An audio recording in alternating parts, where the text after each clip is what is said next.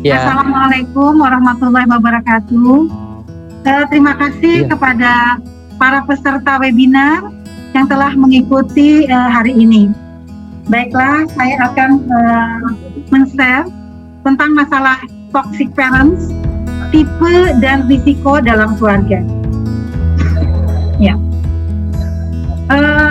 keluarga seperti kita ketahui definisinya adalah keluarga merupakan unit terkecil dari masyarakat yang terdiri dari kepala keluarga dan beberapa orang yang berkumpul dan tinggal di suatu tempat di bawah satu atap dalam keadaan saling ketergantungan. Ini menurut Departemen Kesehatan Republik Indonesia tahun 2014. Sedangkan keluarga adalah anggota rumah tangga yang saling berhubungan melalui pertalian darah, adopsi, dan perkawinan menurut WHO 2012. Kalau kita lihat teori sistem dari keluarga, ada namanya struktur dinamika keluarga, di mana ada keluarga inti, ayah, ibu, diri kita pribadi, ya, dan saudara, serta adanya interaksi. Nah, kemudian ada juga namanya sistem keluarga, di mana setiap individu dalam keluarga ini akan memberikan pengaruh satu sama lain. Dan tentu yang kita inginkan adalah sistem keluarga yang bahagia, yang sejahtera, ya, yang sakinah mawaddah warohmah, itu yang akan kita inginkan, ya. Nah, adapun fungsi keluarga ini ada 8, ya. Saya melihat dari BKKBN bahwa mengatakan pertama adalah fungsi agama. Nah, fungsi agama ini apa? Ini adalah tempat pertama pemahaman nilai-nilai keagamaan dan pemberi identitas, ya, pemberi identitas, ya, pada setiap anak yang lahir. Dan keluarga ini akan menimbulkan memberikan nilai-nilai agama hingga ini diharapkan anak ini menjadi suatu manusia yang berakhlak dan bertakwa. Kemudian fungsi sosial budaya ini adalah wadah pertama anak dalam belajar untuk berinteraksi, beradaptasi dengan lingkungan sekitarnya, dan serta belajar adat istiadat yang berlaku di sekelilingnya.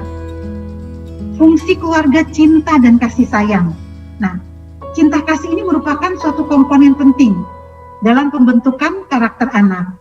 Nah, fungsi cinta kasih ini merupakan landasan yang kokoh, ya, hubungan antara orang tua dan anak, suami dengan istri, dan orang tua dan anak.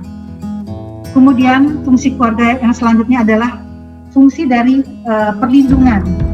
Nah, ini adalah tempat berlindung bernaung bagi seluruh anggota keluarga dan tempat untuk menimbulkan rasa aman serta kehangatan. Dan artinya di sini saling melindungi. Kemudian ada fungsi sosialisasi dan pendidikan. Nah, untuk fungsi sosialisasi pendidikan, di mana tempat utama dari pribadi anak ini, ya, untuk semua aspek untuk bekal masa depannya. Nah, di mana keluarga ini dapat mensosialisasikan kepada anak tentang nilai, norma, dan cara untuk berkomunikasi dengan orang lain. Kemudian ada fungsi kesehatan reproduksi. Nah, fungsi ini adalah mengatur reproduksi, ya, secara yang sehat, ya. Ini untuk sehingga melahirkan suatu anak-anak yang mempunyai generasi yang benar-benar bisa dibekali yang baik. Nah, di sini keluarga mempunyai tempat yang sebagai fungsi reproduksi secara menyeluruh, juga sebagai fungsi pendidikan seksual terhadap anak. Kemudian ada fungsi ekonomi, ini yang berhubungan dengan bagaimana anak itu diatur atau dilatih, ya, untuk bagaimana menggunakan keuangan dan perencanaan sesuai dengan kebutuhan hidup. Dan yang terakhir adalah fungsi lingkungan, ini untuk membantu membina lingkungan anak di masyarakat, ya, sehingga keluarga dan anggota keluarga ini bisa saling mengenal dengan lingkungan sekitarnya, tetangga, masyarakat, dan si anak juga jadi dilatih untuk peka terhadap lingkungannya. Nah, peranan orang tua.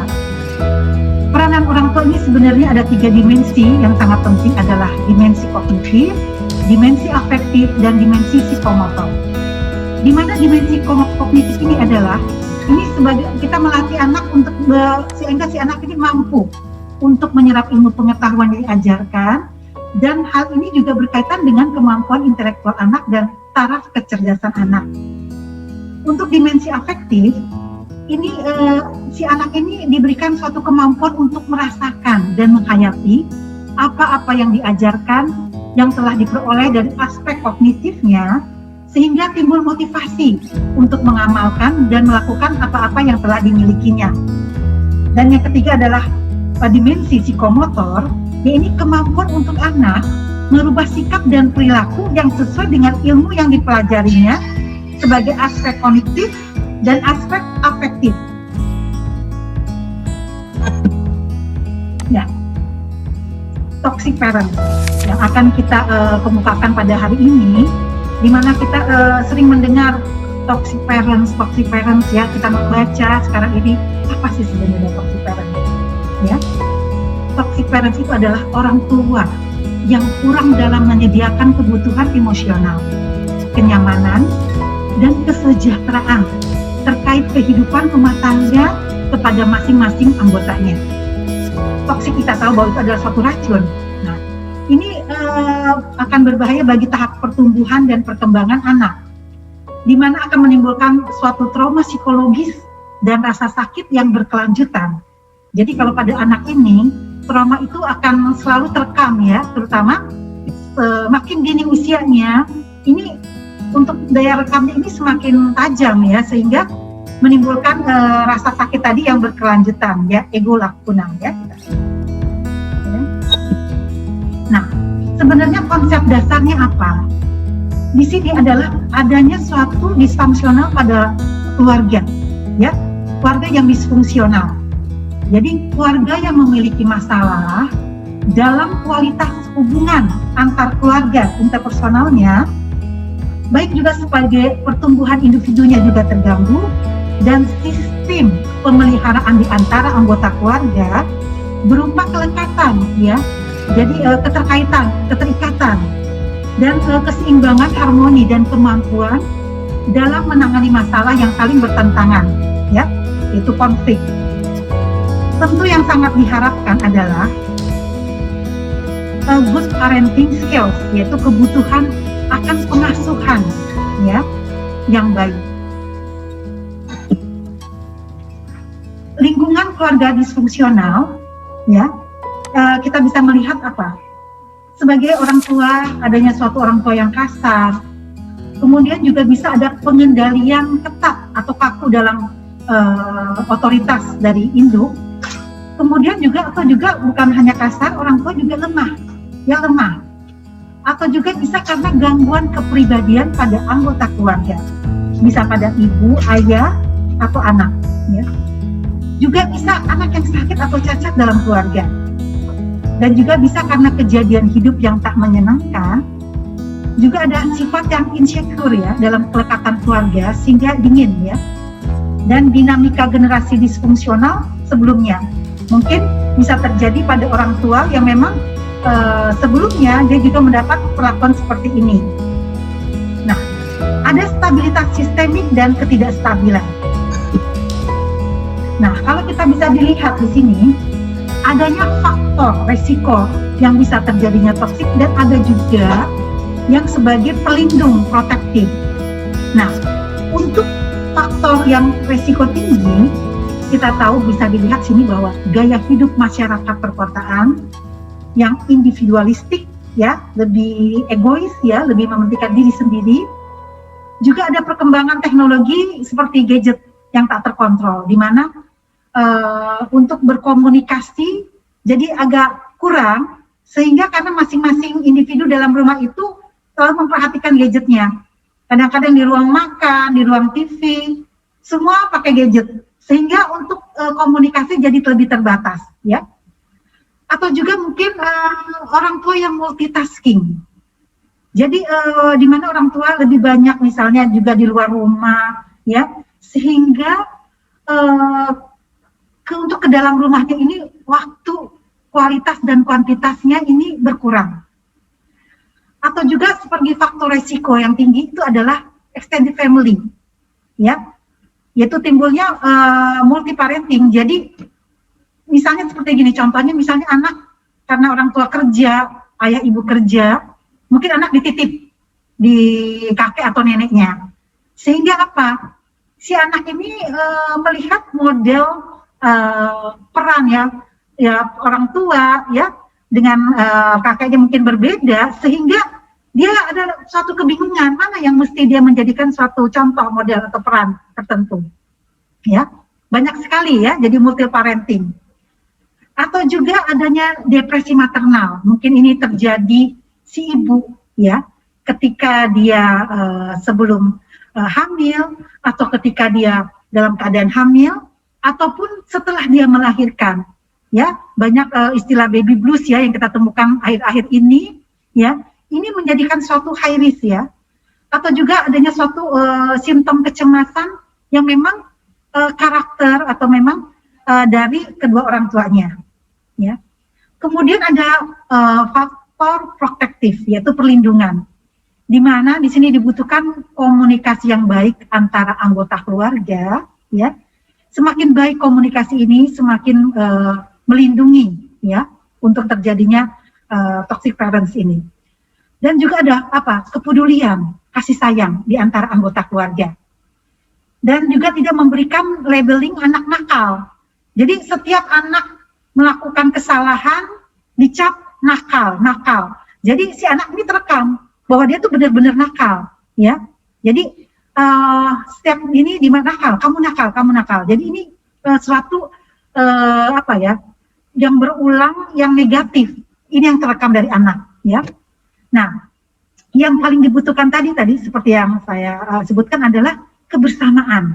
Ini kebersamaan di antara anggota keluarga, family time ini baik kualitas maupun kuantitas, ya. Dan kemudian apa?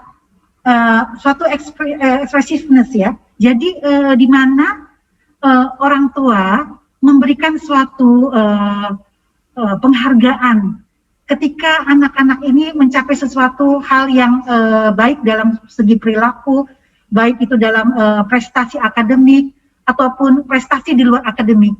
Tapi ini setidaknya memberikan suatu penghargaan kepada anak, ini mengakibatkan anak juga menjadi merasa diterima, dan dia menjadikan suatu kepercayaan diri, jadi dia lebih tinggi, ya, seperti itu. Nah, dari penelitian lingkungan dan keluarga disfungsional dan psikopatologi kanak, ternyata pada penelitian ini, kelompok anak yang mengalami gangguan ansietas dan masalah eksternalisasi, yaitu masalah perilaku, baik itu emosi yang menentang, berbohong, atau kabur dari rumah, bolos sekolah. Nah, biasanya atau juga dalam keadaan dia depresi, ini memiliki tingkat yang tertinggi pada konflik dalam lingkungan keluarga dibandingkan dengan anak yang berkembang secara umum. Nah, kita ingin tahu apakah kita termasuk yang toxic parents? Coba kita kenali tandanya. Ya. Yang pertama, ya, kurangnya empati. Jadi empati itu rasa merasakan, ya, turut merasakan, ya, rasa hormat terhadap anggota keluarga. Jadi kita turut merasakan, ya, jadi tidak mempunyai ada kurangnya, ya, atau kurang atau tidak ada empati, rasa hormat terhadap anggota keluarga. Nah, kemudian apa? Sering menyerang privasi pribadi tanpa izin, ya. Ya misalnya kan sebenarnya kalau HP itu kan privacy, ya. Terkadang main tanpa pinjam, tanpa apa, dibuka. Nah, itu sebenarnya harusnya itu memang kita melihat di situ apakah kita sering menyerang juga melalui HP atau segala, ya. Nah, tanpa izin. Kemudian ada perilaku yang menentang, ya, perilaku dan yang merusak, destruktif, yang merusak. Kemudian adanya konflik ekstrim dan permusuhan dalam lingkungan keluarga, baik itu serangan verbal atau fisik. Ini bisa serangan antara orang tua dan anak, bisa juga antara saudara, ya, saudara kandung, antara kakak adik, atau juga antara suami dan istri. Nah, kemudian juga ada apa? Kalau kita kenali tanda, ada apa? Pembalikan peran atau kebingungan peran, ya, baik orang tua maupun anak. Jadi di sini kita bisa lihat di mana si anak jadi orang tua, ya, yang dominan, sehingga misalnya dia memerintah orang tuanya, jadi sehingga tidak ada hak dari orang tua, ya, seperti itu. Nah, kemudian ada juga yang kontak hubungan yang dibatasi dengan orang luar, menyebabkan adanya isolasi keluarga. Apalagi yang kita bisa lihat untuk kita kenali dan kita tandai? Perfeksionisme dan ekspektasi dari orang tua yang tidak realistis kepada anak, ya. Jadi kadang-kadang ekspektasi orang tua melebihi dari kemampuan si anak, ya. Jadi kadang-kadang pikirnya orang tua anak tuh bisa pinter di sekolah, pinter musik, misalnya pinter olahraga, akhirnya semua diikuti, les semua. Akibatnya apa? Jadi terkadang anak menjadi bingung, ya. Nah, ini salah satunya. Jadi ekspektasi dari orang tua yang tidak realistis kepada anak, ya. Kemudian apalagi emosional, ya.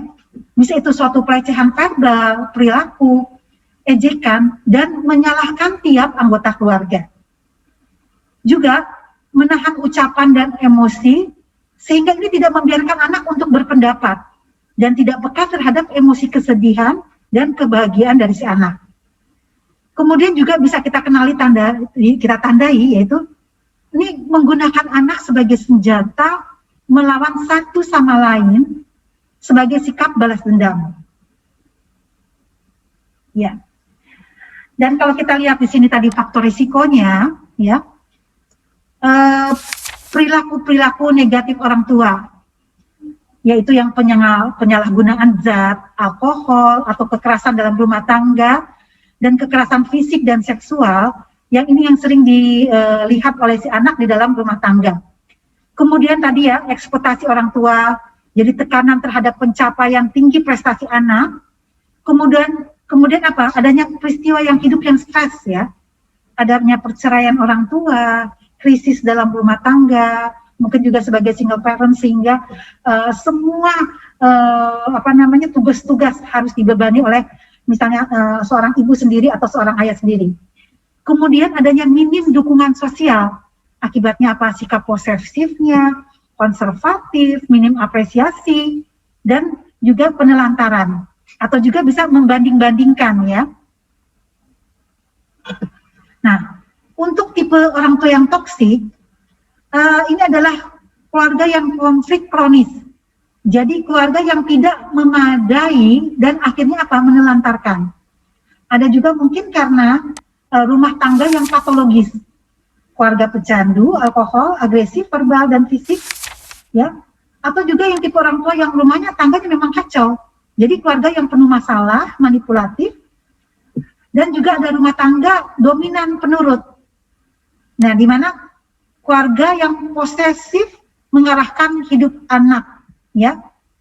Atau juga keluarga yang jauh secara emosional, yang kaku, dari miskin verbalisasi, komunikasi, atau juga keluarga yang abusif, yaitu keluarga yang kasar, menyalahkan, sarkastik, dan merendahkan.